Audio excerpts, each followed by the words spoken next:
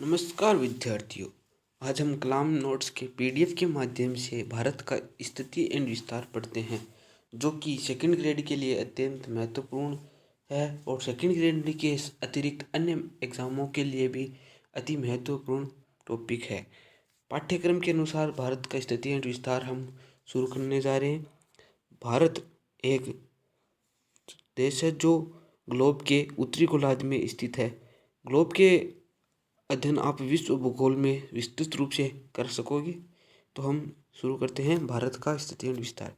भारत का उत्तरतम बिंदु इंद्राकोल है तथा दक्षिणतम बिंदु कन्याकुमारी है। पश्चिमी बिंदु गुजरात का गोरमती और पूर्वी बिंदु किब्रुथु जो अरुणाचल प्रदेश में है।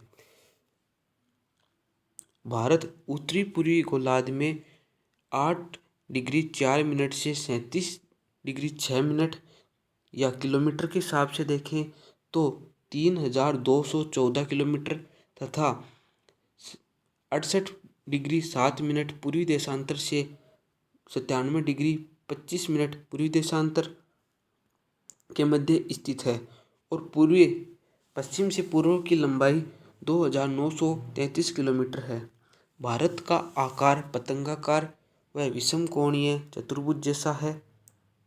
भारत का क्षेत्रफल 32,87,263 वर्ग किलोमीटर है। इसका 90.44% भाग स्थलीय है, जबकि 9.50% भाग जलीय है। भारत संपूर्ण ग्लोब का 0.64% भाग है, जबकि संपूर्ण स्थलीय भाग जो विश्व के संदर्भ में है वो 2.41% है। भारत विश्व का 7वां बड़ा देश है इसकी दृष्टि से, क्षेत्रफल की दृष्टि से, जिसका विस्तार हम आगे पढ़ेंगे। ये मैप द्वारा हमने समझा है कि किसका विस्तार कितनी तरीके से है।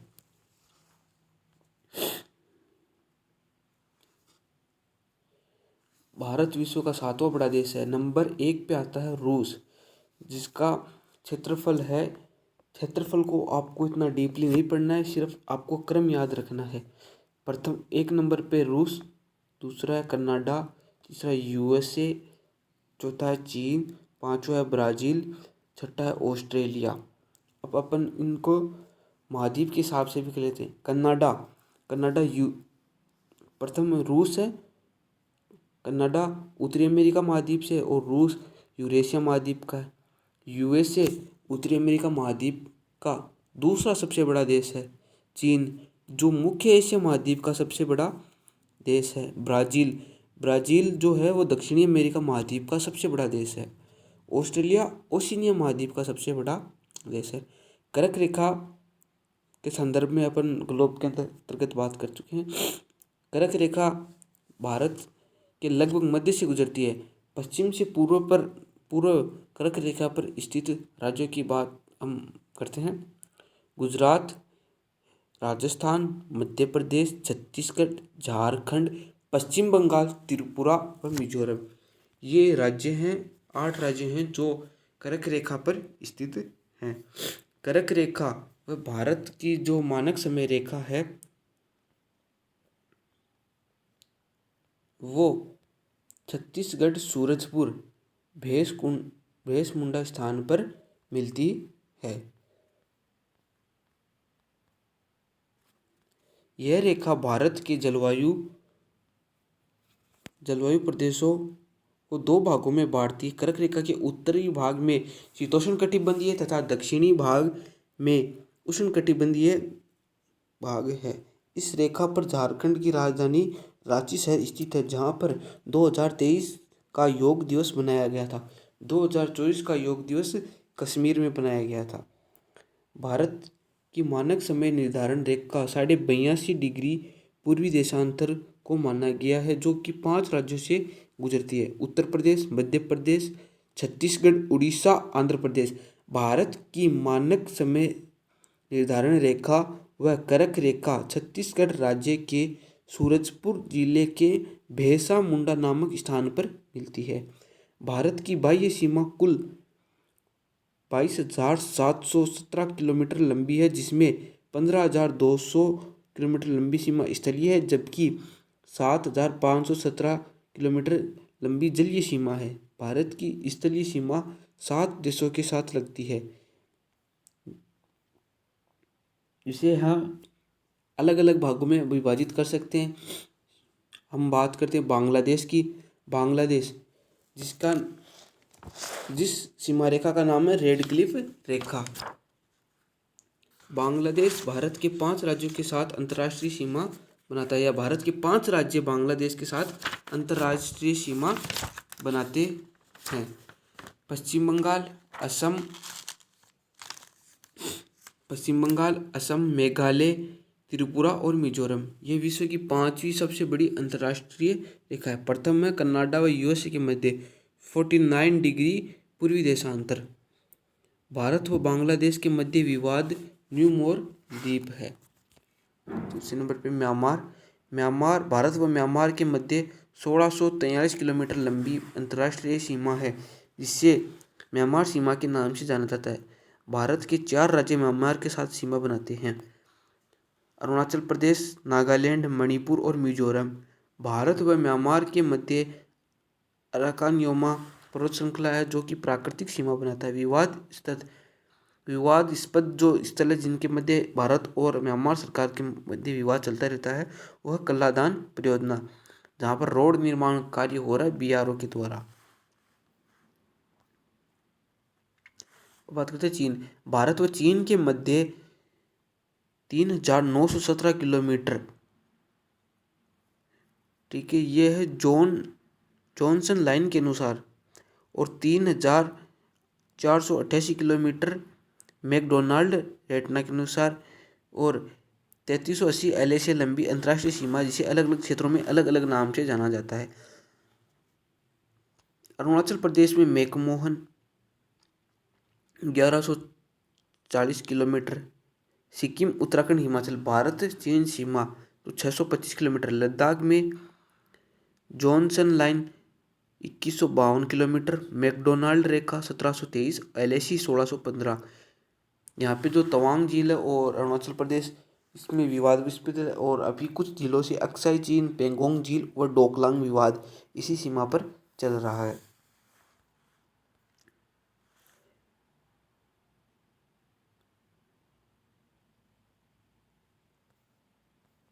अब अपन बात करते हैं डोकलाम क्षेत्र, ये अक्साई चीन, अभी आपसे बात की थी। डोकलाम क्षेत्र भूटान व चीन के मध्य पठारी भाग। इस पठारी भाग में सुरक्षा भूटान की तरफ से भारतीय सेना द्वारा की जाती है, इसलिए भारत व चीन के मध्य विवादास्पद है, क्योंकि भूटान है जो चीन है जो भूटान को अपने अंडर में करना चाहता है, इसलिए भारत की जो सेना है वहाँ पर रक्षा कर रही है। अक्साई चीन भारत के लद्दाख क्षेत्र का 33,555 वर्ग किलोमीटर क्षेत्र, जो अवैध रूप से चीन ने अपने नियंत्रण में कर रखा है, परंतु अब भी कुछ 2024 व 25 में कुछ स्थल भारतीय सैनिकों ने अपने कब्जे में लिया है, जैसे वहाँ पर RR जो सेना तैनात है उनकी सहायता से। भारत व भूटान के मध्य 699 किलोमीटर लंबी अंतर्राष्ट्रीय सीमा है, जिसे भारत व भूटान सीमा कहते हैं। ये एक प्राकृतिक सीमा है। भारत के 4 राज्य भूटान के साथ अंतर्राष्ट्रीय सीमा बनाते हैं: अरुणाचल प्रदेश, असम, पश्चिम बंगाल, सिक्किम। यहाँ पर हिमालय क्षेत्र होने के कारण यहाँ पर क्या है, प्राकृतिक सीमा है।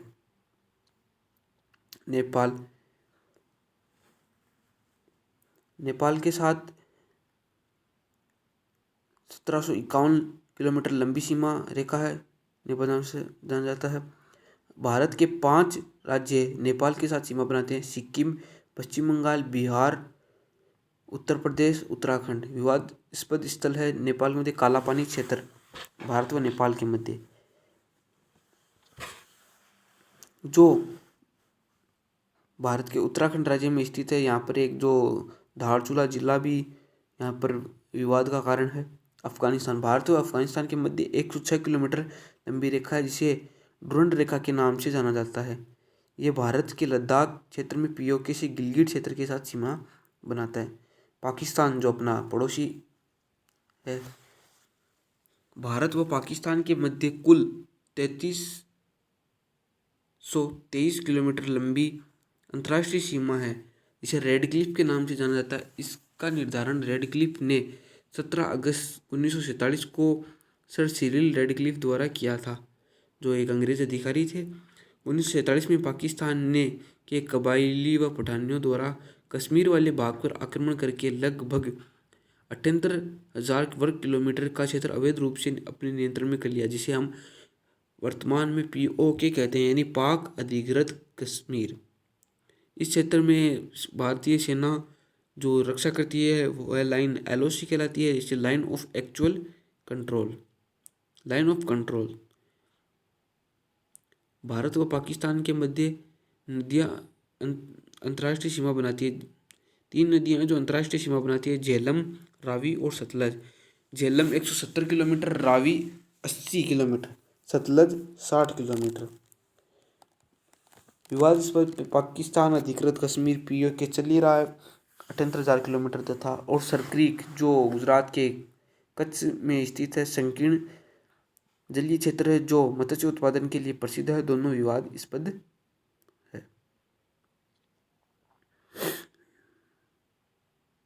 अब मैप के माध्यम से हम जलीय सीमा समझ सकते हैं। देखो ये गुजरात जो दूसरे स्थान पर है तटीय सीमा बनाने के लिए 1214। पहले स्थान पर पश्चिम बंगाल है।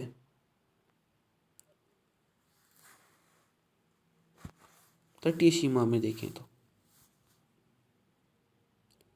महाराष्ट्र, गोवा, कर्नाटक, केरल, तमिलनाडु, आंध्र प्रदेश, उड़ीसा और पश्चिम बंगाल, ये जो राज्य हैं ये तटीय सीमा बनाते हैं। अब कुछ केंद्र शासित प्रदेश जो तटीय सीमा बनाते हैं, दीव व दमन, दादर व नागर हवेली, यनम, पांडुचेरी और दक्षिणी दमन एवं दीव, ये जो केंद्र शासित जो UT है जो तटीय सीमा बनाते हैं। लक्षद्वीप और अंडमान निकोबार भी तटीय सीमा बनाते हैं। जलीय सीमा, भारत की कुल जलीय सीमा 7,517 किलोमीटर लंबी है। भारत की मुख्य भूमि में 9 राज्य व 2 केंद्र शासित प्रदेश जलीय सीमा बनाते हैं। भारत के 9 राज्य जलीय सीमा बनाते हैं। गुजरात जो सर्वाधिक लंबी है, आंध्र प्रदेश, तमिलनाडु, महाराष्ट्र, केरल, उड़ीसा, कर्नाटक, पश्चिम बंगाल और गोवा। गुजरात सर्वाधिक लंबी तटीय सीमा का निर्माण करता है और पश्चिम बंगाल सेकंड लास्ट नंबर पर है और गोवा लास्ट पर। गोवा 101 किलोमीटर। इन राज्यों द्वारा कुल 3332 किलोमीटर लंबी जलीय सीमा का निर्माण होता है। भारत की मुख्य भूमि में स्थित केंद्र शासित प्रदेश जो जलीय सीमा बनाते हैं, पांडिचेरी, दक्षिण दमन व दीव व दादर व नागर हवेली। इस प्रकार भारत की मुख्य जो भूमि द्वारा तटीय सीमा है वो है 5332 तो हो गई राज्यों द्वारा, और 42.5 हो गई 42.5 प्लस 47.6 ये हो गई केंद्र शासित प्रदेशों द्वारा। तो कुल जो तटीय सीमा है वो है 5422 किलोमीटर। अब पढ़ते हैं भारत के द्वीप समूह द्वारा बनाई जाने वाली जलीय सीमा। अंडमान व निकोबार द्वीप समूह है 1962 किलोमीटर लंबी सीमा बनाते हैं। लक्षद्वीप 132। अब सभी को मिलाकर 7517 किलोमीटर लंबी होती है। संयुक्त राष्ट्र संघ द्वारा समुद्र कानून। देखो संयुक्त राष्ट्र, अब जलीय सीमा में किस क्षेत्र तक किस देश का कितना अधिकार है यह निर्धारण संयुक्त राष्ट्र संघ द्वारा किया गया, जिसका निर्धारण 10 दिसंबर 1982 को सागरीय भाग के लिए प्रस्ताव लाया गया, जिसे 16 नवंबर 1994 को लागू किया गया। वर्तमान में 157 देश इसमें शामिल है। भारत भी इसका एक सदस्य है, लेकिन USA व चीन जैसे देश इसके सदस्य नहीं हैं।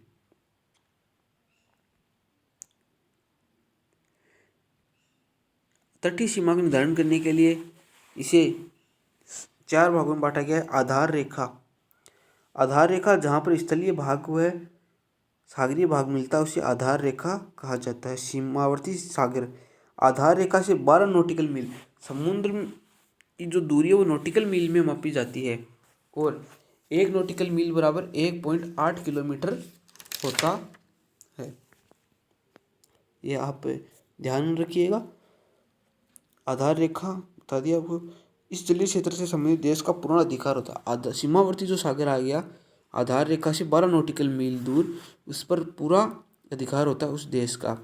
संलग्न क्षेत्र आधार रेखा से 24 नॉटिकल मील या 43.2 किलोमीटर जलीय रेखा संलग्न क्षेत्र कहलाता है। इस भाग और संबंधित देश का आंशिक आधार होता है, यानी कि उस देश पर वहाँ पे मछुआरे या जो मत्स्य पालन वाला आंशिक रूप से कर सकते हैं, यानी वापस उनको पीछे आना पड़ता है। इस भाग पर देश का पूर्ण अधिकार, इस भाग पर उस देश का पूर्ण वित्तीय अधिकार है, यानी वित्तीय अधिकार यानी उस भाग से अगर किसी अन्य देश का शिप या वाहन, युद्ध वाहन या जो कार्गो गुजरता है उससे हम टैक्स वसूल कर सकते हैं, यानी संलग्न क्षेत्र हमारे लिए टैक्स के दर से इम्पोर्टेंट है। अनन्य आर्थिक क्षेत्र आधार रेखा से 200 नॉटिकल मील तक जलीय क्षेत्र EEZ कहलाता है। इस भाग से संबंधित देश खनिजों का उत्खनन, कृत्रिम द्वीपों का निर्माण, वैज्ञानिक अनुसंधान जैसे कार्य कर सकता है। उच्च सागर व खुला सागर आधार रेखा से 200 नॉटिकल मील या 350 किलोमीटर से बाहर खुला सागर उच्च सागर कहलाता है। इस भाग पर संयुक्त राष्ट्र संघ का नियंत्रण होता है। इस भाग पर सभी देशों का समान अधिकार होता है, लेकिन इस भाग में किसी प्रकार की आर्थिक गतिविधि के लिए यूएनओ की अनुमति लेनी होती है, यानी बिना यूएनओ के परमिशन के हम इस भाग पर ये जो शोध कार्य नहीं कर सकते। अब अगर भारत की आंतरिक स्थिति 31 अक्टूबर 2019 से पहले भारत में 19 राज्य व 7 केंद्र शासित प्रदेश थे। 31 अक्टूबर 2019 को भारत के जम्मू कश्मीर राज्य का विभाजन करके 2 केंद्र शासित प्रदेश बना दिए गए। भारत में 28 राज्य व 9 केंद्र शासित प्रदेश है, ये वर्तमान का है। 20 जनवरी 2020 को भारत के 2 केंद्र शासित प्रदेशों को दमन दीव व दादर व नागर हवेली को मिला दिया, यानी एक कर दिया गया। इस प्रकार भारत में वर्तमान में 28 राज्य व 8 केंद्र शासित प्रदेश है। क्षेत्रफल में सबसे बड़ा राज्य राजस्थान, फिर मध्य प्रदेश, महाराष्ट्र, उत्तर प्रदेश, गुजरात, फिर कर्नाटक। छोटे राज्यों में देखें तो अपन गोवा, सिक्किम, सबसे छोटा राज्य गोवा है, फिर सिक्किम, त्रिपुरा, नागालैंड, मिजोरम, मणिपुर। ये आप इस बात का ध्यान रखना कि ये क्षेत्रफल के आधार पर है, ना कि जनसंख्या के आधार पर। भारत के एक रफ डायग्राम से हम समझ सकते हैं कि किस प्रकार भारत के मैप में ये दिया हुआ है। देखिए, लद्दाख, चंडीगढ़, दिल्ली, पांडिचेरी, अंडमान निकोबार, लक्षद्वीप, दमन द्वीप व नागर हवेली, ये जो है भारत के केंद्र शासित प्रदेश है। क्षेत्रफल के आधार पर हम केंद्र शासित प्रदेशों को इस प्रकार समझ सकते हैं। सबसे बड़ा केंद्र शासित प्रदेश है लद्दाख, फिर जम्मू कश्मीर, फिर अंडमान निकोबार द्वीप समूह, फिर दिल्ली, फिर दमन व दीव, दादर व नागर हवेली, पांडिचेरी, चंडीगढ़ व लक्षद्वीप। अब अगली क्लास में हम भारत के भौतिक विस्तार तो हमने कंप्लीट कर लिया है। भारत के जो भौतिक प्रदेश हैं, अलग अलग भागों में उन्हें वर्गीकृत किया गया, उनके बारे में विस्तृत अध्ययन करेंगे। एज ए कलाम का स्टूडेंट होने के नाते मैंने इस कलाम के PDF से ही आपको ये मैटर प्रोवाइड करवाया है। धन्यवाद।